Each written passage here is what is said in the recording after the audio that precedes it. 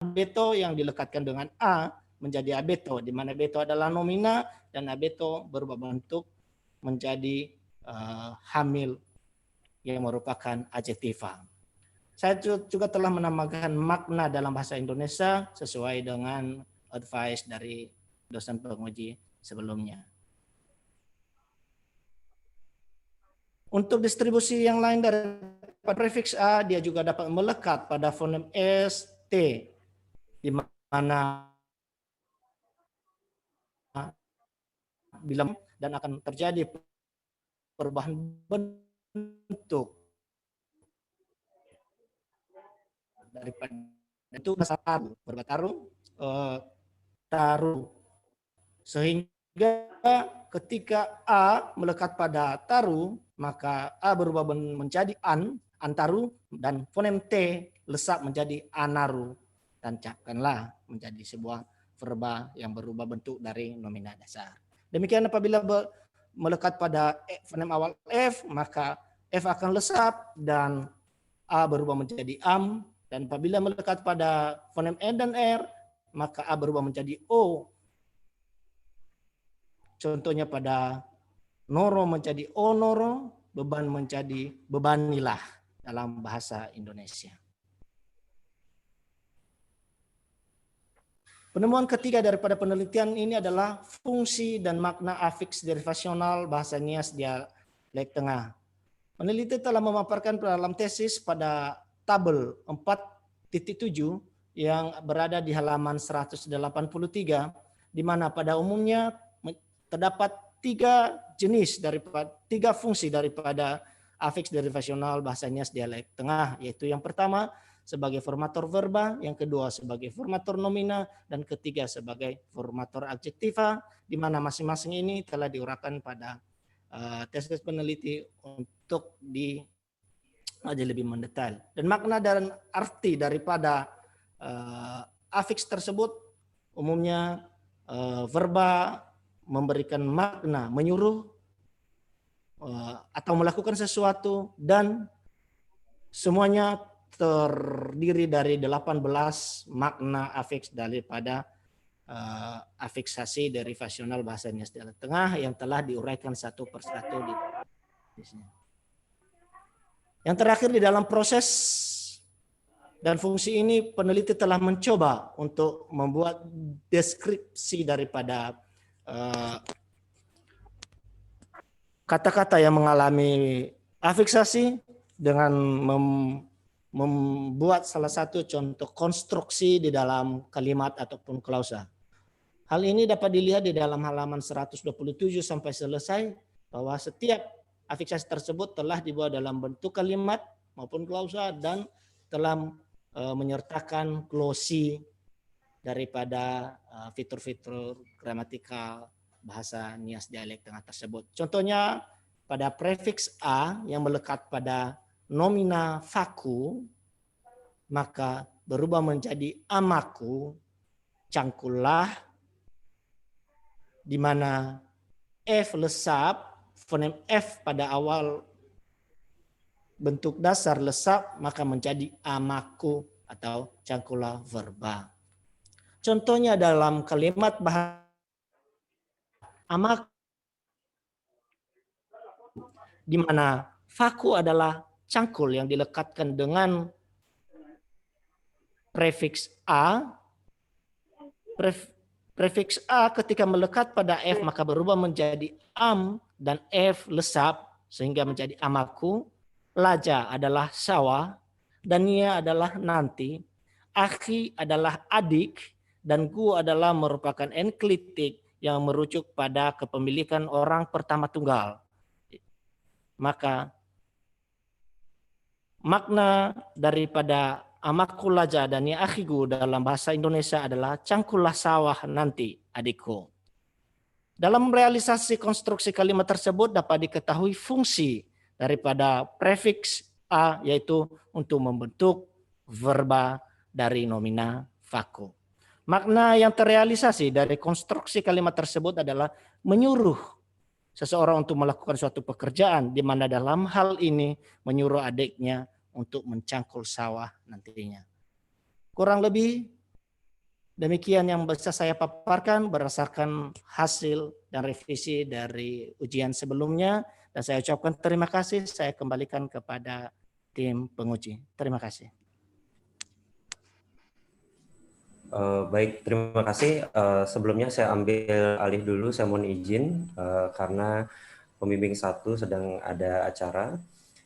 Terima kasih Agus sudah mempresentasikan untuk penelitiannya dan sekaligus beberapa perbaikan yang telah dilakukan. Berikutnya kami mempersilakan jikalau ada dari Bapak Ibu penguji yang ingin menambahkan untuk perbaikan tesis Bapak Dr. Mun. Share screen-nya bisa di-close dulu, Agus.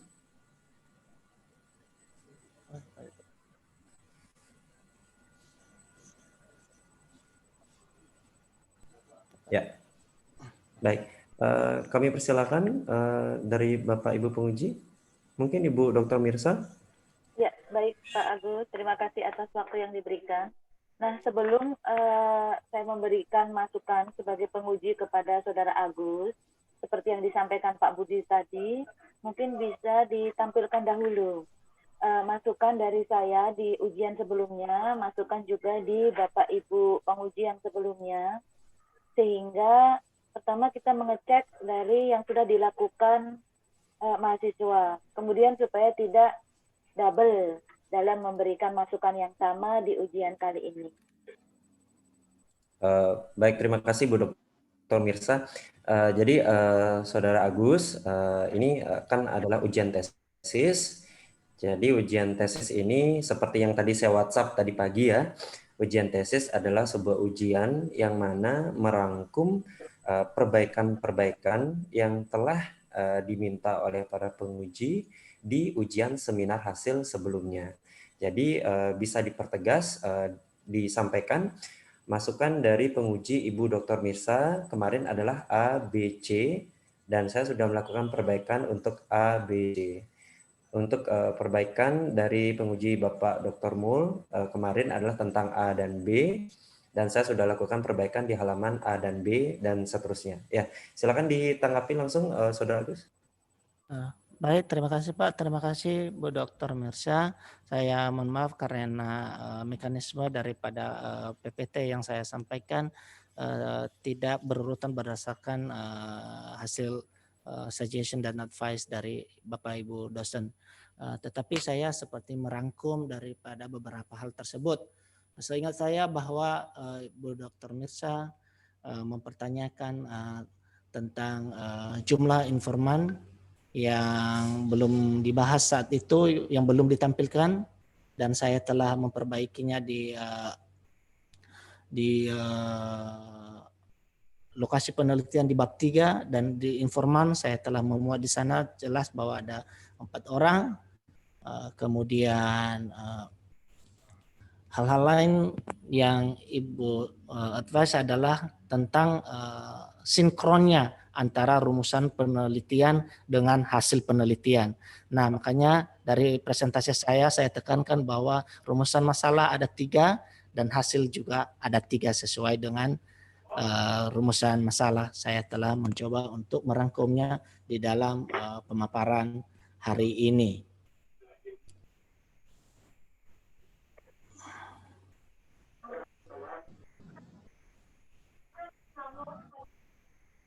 Tadi selain di rumusan, selain di masalah responden, ada lagi yang ingin diklarifikasi dari perbaikan? Ada Pak. Selain itu suggestion dari Ibu Dr. Mirsa adalah bagaimana lebih baik sekiranya tiap daripada afix ini diberikan contohnya di dalam kalimat dan beserta glosinya. Nah, hal ini juga telah saya lakukan, di mana pada slide terakhir tadi saya memberikan salah satu contoh daripada yang telah saya lakukan, yaitu memberikan contoh dalam kalimat beserta glosi yang merupakan fitur grammar daripada afiksasi dan fitur gramatikal lainnya yang mengikuti kalimat tersebut. Hal ini terdapat di halaman 127 dan sampai selanjutnya semua afiks tersebut telah saya masukkan bentuk contohnya dalam konstruksi kalimat sederhana beserta closing-nya. Kemudian hal-hal lain yang Ibu Dr. Mersha hari itu adalah pertanyaan yang telah saya jawab pada hari itu. Mohon maaf kalau saya ada kekurangan, mungkin masih bisa ditambahkan lagi, saya bisa menerima konstruksi lainnya. Terima kasih. Ya. Baik, terima kasih Saudara Agus atas paparannya. Kepada Dr. Agus, ini saya harus hati-hati ini karena yang diuji ini Saudara Agus, yang sebagai pembimbing duanya Dr. Agus. Nah, jadi ada 2 Agus di sini, namun biasanya Agus itu agak gundul sedikit, tapi kedua-duanya tidak gundul sedikit. Ya kan? Baik, Bapak Dr. Agus, terima kasih Saudara Agus sudah memaparkan. Memang saya lihat glossing yang sangat menonjol itu adalah glossing sudah diperbaiki. Itu sudah terlihat bahwa ada tab yang tidak bergeser, kemudian satu spasi yang terakhir itu free translation. Jadi itu sudah benar dan sudah terlihat bahwa Saudara Agus sudah memperbaikinya, Pak Dr. Agus. No, kan saya jadi bingung Agus juga. Nah, selanjutnya yang ingin saya tanyakan kepada Saudara Agus, kalau salah kepada Dr. Agus ini kepada Saudara Agus, ya. Temuan Saudara bahwa terdapat sekian traffic utama begitu ya, Agus ya. Jadi ada 15 afik, 19 konflik, 3 simulfik, dan 10 kombinasi afik. Nah, dari jenis-jenis afik tersebut, apa yang menyebabkan perubahan kelas kata itu tadi sudah ada di slide, tapi belum ada di abstrak maupun di simpulan. Karena justru itu apabila dituliskan, ini akan bisa menjadi temuan atau novelty of research dari Saudara Agus. Kira-kira Saudara Agus masih ingat tidak? Jenis afiks apa yang menyebabkan perubahan kelas kata apa? Yang Saudara Agus ingat. Silakan langsung dijawab. Ya. Silakan langsung. Maaf Ibu, saya minta mungkin penekanan dulu apakah yang Ibu maksud ini seperti apa, karena saya kan membahas derivasional ini, maka semua afiks di sini adalah afiks yang menyebabkan perubahan bentuk, Bu. Iya. Iya. Maksudnya perubahan bentuk selain karena afiks itu misalnya pemajemukan dan lain. Karena saya fokus di afiksasi, Bu, jadi yang saya temukan ini semua adalah afiksasi yang memang bersifat derivasional. Jadi beberapa kemarin memang ada yang tidak bersifat derivasional, maka saya eliminasi datanya. Saya hanya ambil yang merubah bentuk kelas katanya, dan itu yang saya ambil sebagai data penelitian saya, Bu. Ya, maksud saya seperti ini. Pasti karena ini afiks derivasional, semuanya mengalami perubahan. Namun tentu saja perubahannya itu berbeda. Misalnya ada setelah dilekati afiks tertentu itu dia akan mengalami proses pelesapan fonem. Namun ada yang tidak mengalami pelesapan fonem, namun dia mengalami perubahan bentuk. Hal-hal itulah yang belum terdata secara kuantitatif dipilah. Dan kalau itu dimasukkan di simpulan, demikian juga abstrak, dia akan menjadi sesuatu yang lain. Tidak hanya menyajikan ini adalah sejumlah afiks derivasional, tapi dari afiks derivasional ini, penelitian ini menemukan sekian afiks derivasional. Dari sekian ini, sekian yang mengalami pelesapan fonem, sekian mengalami perubahan bentuk, seperti itu. Dr. Agus lagi, Saudara Agus. Nah, amin, semoga nanti menjadi Dr. Agus juga ya. Baik Bu, saya harus akui bahwa saya belum memberikan rangkuman secara jelas beberapa afiks yang memang memiliki perubahan fonem juga, yang disebabkan perubahan fonem sehingga dapat merubah bentuk, Bu. Saya akan butuh waktu lebih sedikit lagi untuk mereview beberapa daripada afiks tersebut, Bu. Iya, baik Bapak Dr. Agus. Jadi tinggal sedikit langkah lagi. Jadi Saudara Agus mengelompokkan gitu yang mana pelesapan fonem saja, yang mana perubahan bentuk saja atau mungkin ada pelesapan fonem dan perubahan bentuk itu yang sangat diperlukan di akhir. Sehingga nanti akan didapatkan suatu simpulan dari karakteristik keunikan prefiks dalam bahasa Nias dialek tengah, itu yang saya harapkan. Jadi Saudara Agus tentu saja dengan penelitian ini, Saudara Agus memberikan kontribusi yang besar terhadap Nias Selatan, yaitu Saudara Agus sudah berhasil mengidentifikasi prefiks prefiks derivasional di bahasa tersebut, dialek tersebut, bahasa Nias dialek tengah ya? Ya, Bu. Ya. Kemudian kalau Agus mau memilah sedikit, nanti Agus akan memberikan kontribusi yang lebih besar, yaitu karakteristik unik dari prefiks derivasional bahasa Nias dialek tengah. Itu nanti akan menjadi novelty of your research. Baik, Bu. Kemudian yang selanjutnya. Ada lagi Ibu Dokter? Iya. Saya tertarik sekali, Saudara Agus, penelitian yang Saudara cantumkan dalam literatur review, yaitu Brown di tahun 2001, dan sudah dipublikasikan menjadi satu buku yang berjudul A Grammar of Nias Selatan. Nah, apakah Saudara Agus sudah pernah membaca buku ini, bukunya Brown? Pernah, Bu. Tetapi secara implisit semuanya saya tidak menguasai.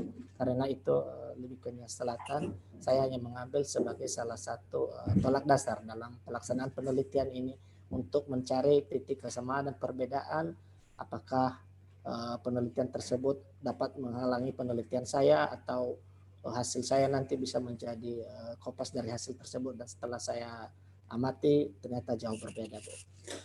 Oh iya. Nah, berarti penelitian ini itu grammar Nias Selatan secara umum ya, tidak ada dialek-dialeknya ya?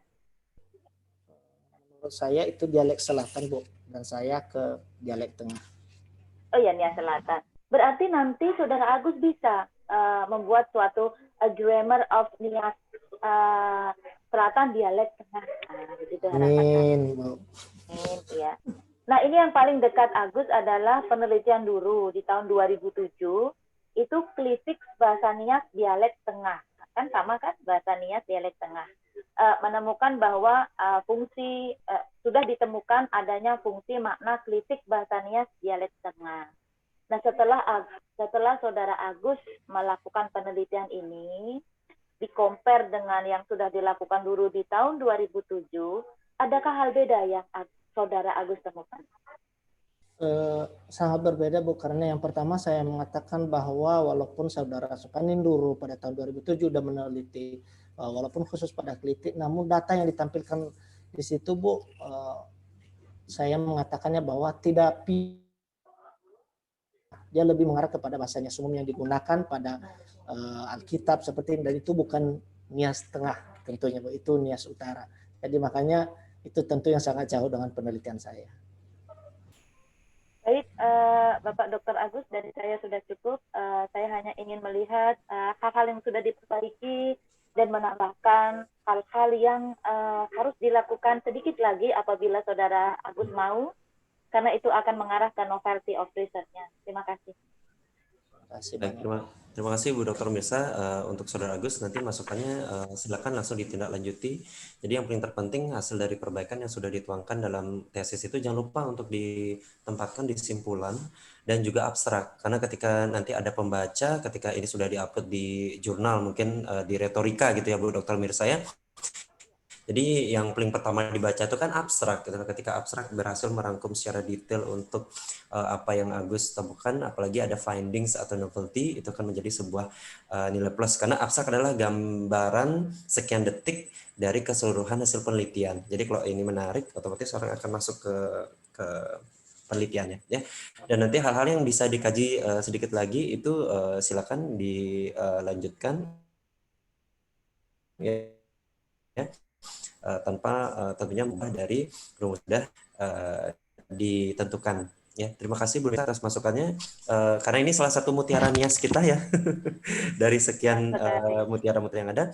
Untuk selanjutnya silakan Bapak Dr. Mul, kami Baik, terima persilakan. kasih Pak Dr. Agus. Yang terhormat juga yang saya hormati Ibu Kaprodi, Bu Dr. Nisa. Selamat pagi semuanya. Salam sehat. Pak Dr. Budi Arte.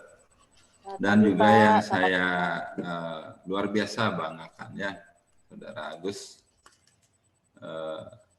kasihan Agus Fermianto. Ya luar biasa, jempol 2 buat kamu ya. Ya, jadi dari awal ya seperti yang disampaikan Pak Dr. Agus tadi ya, kamu salah satu permata ya. Dan hari ini sudah bisa menyelesaikan ya tahap akhir. Tadi diskusinya sudah disampaikan oleh Bu Dr. Mirsa yang langsung sudah menyampaikan ke bagian isi. Saya membaca tesis Agus. Nah, sekali lagi ini seperti yang saya sampaikan waktu lalu. Sekarang saya yakin ya Agus sudah agak tenang ya dari segi waktu, dari segi pikiran. Nah ini waktunya sekali lagi dari bagian penting juga di tesis itu hal-hal yang saya lihat ya cukup mengganggu ya. Nah itu dalam hal kalimat ya, strukturnya ya. Dan ada yang menggunakan bahasa Inggris seperti abstrak itu, nah itu kalimatnya banyak yang tidak gramatikal. Nah juga di bagian-bagian lain ya saya sudah sampaikan catatan di tesis itu berkenaan dengan kalimat yang masih kacau sekali. Nah hal lain juga ya ini mumpung masih ada waktu untuk memperbaiki ya sebelum dipublikasikan. Yaitu bagian pertama ya konsep ya. Nah itu ya menurut saya itu masih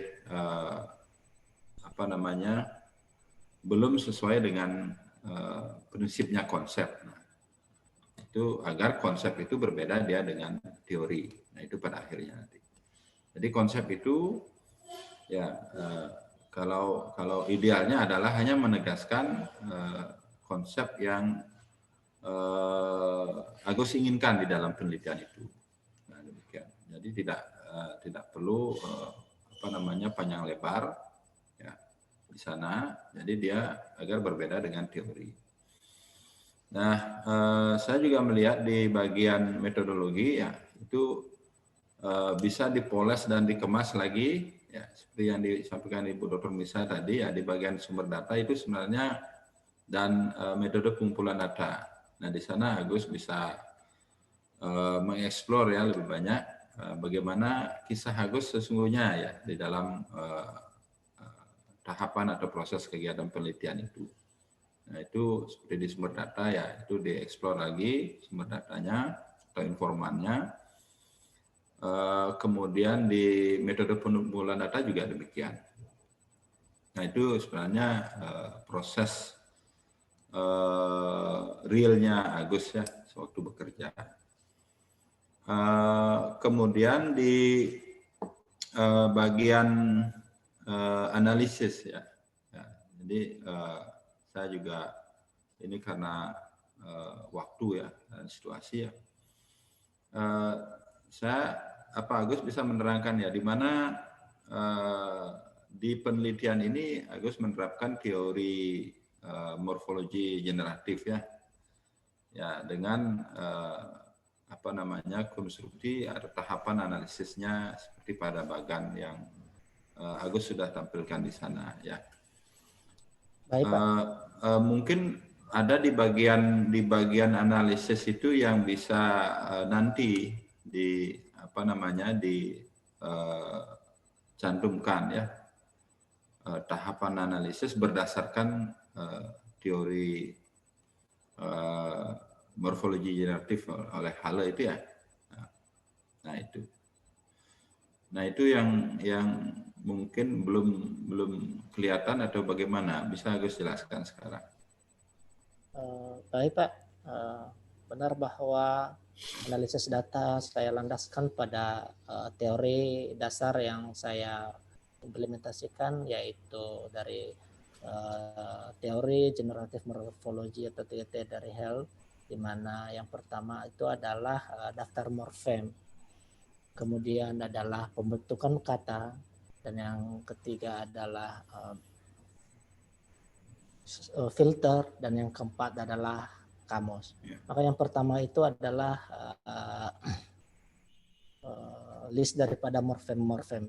List pada morfem-morfem di sini saya aplikasikan menjadi list daripada afiks-afiks derivasional bahasa Nias dialek tengah yang saya temukan, yang saya kumpulkan dan saya ambil berdasarkan elisitasi, di mana saya memancing informan supaya mendapatkan list-list daripada morfem tersebut. Dalam hal ini adalah afiksasi. Setelah saya mendapatkan listnya, maka yang kedua adalah APK, yaitu proses pembentukan kata. Nah, di dalam proses itu, di sana saya mendapatkan apakah morfem atau afiks ini dapat melekat pada bentuk dasar ini, apakah dia setelah melekat membentuk kata baru dengan perubahan kelas gramatikal, dan dia sehingga dia disebut sebagai salah satu afiks derivasional atau tidak. Nah, di dalam proses itu, itulah yang telah saya paparkan, di mana afiksasi ini dapat melekat pada bentuk nomina, melekat pada fonem apa saja, dan apakah dia dengan melekat fonem tersebut dia dapat memiliki pelesapan fonem atau tidak. Nah, itu adalah formula atau rumus daripada pembentukan daripada kata baru tersebut yang sesuai dengan teori. Dan yang ketiga adalah filter, di mana pada proses tersebut terjadi juga filter penyaringan, di mana ada beberapa afiks yang tidak bisa dilekatkan pada bentuk dasar tertentu. Ada yang masuk menjadi dapat dilekatkan, misalnya A dilekatkan pada bentuk nomina noro atau beban, maka berubah bentuk menjadi onoro, bukan anoro. Nah, itu proses filter di mana dia berubah bentuk. Namun ada beberapa, misalnya saya melekatkan prefiks enoro, tidak masuk. Tidak ada dalam bahasa Nias dialek tengah enoro, yang ada onoro. Maka itu bukan merupakan sebuah kata baru yang dibentuk melalui proses afiksasi. Maka dalam hal itu saya masukkan ke dalam sebagai suatu proses penyaringan atau filter, yang merupakan tahap ketiga daripada teori generatif tersebut. Dan yang terakhir adalah dictionary atau kamus, di mana kata-kata itu menjadi sebuah kata baru yang telah terbentuk daripada bentuk dasar dan menjadi sebuah diksi yang baru, yang mungkin ke depan akan menjadi sebuah kamus yang baru, di mana saat ini belum ada kamus khusus untuk dialek tengah. Terima kasih, Pak. Ya, super sekali. Baik, terima kasih Agus. Saya kira cukup, Dr. Agus. Terima kasih banyak. Ya, selamat sekali lagi. Nanti perbaiki ya. Ya, Pak. Terima kasih, Pak.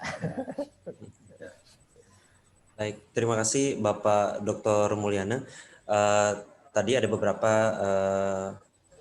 informasi terkait dengan konsep, mungkin diperhatikan lagi hal-hal teknis yang harus diperbaiki. Jadi istilah-istilah yang muncul tolong disesuaikan agar tidak nanti saling tumpang tindih dengan antar konsep dan juga teori. Jadi terima kasih Bapak Dr. Mulyana dan juga Ibu Dr. Mirsa sudah memberikan masukan dalam ujian tesis ini.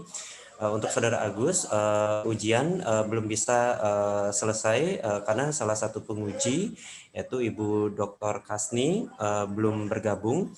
Jadi kami persilakan untuk Saudara Agus langsung menghubungi secara personal sehingga nanti ketika sudah lengkap untuk masukan dan juga nilai yang diberikan oleh masing-masing penguji, maka ujian tesis ini dapat selesai ya atau lengkap dengan masukan dari 3 penguji.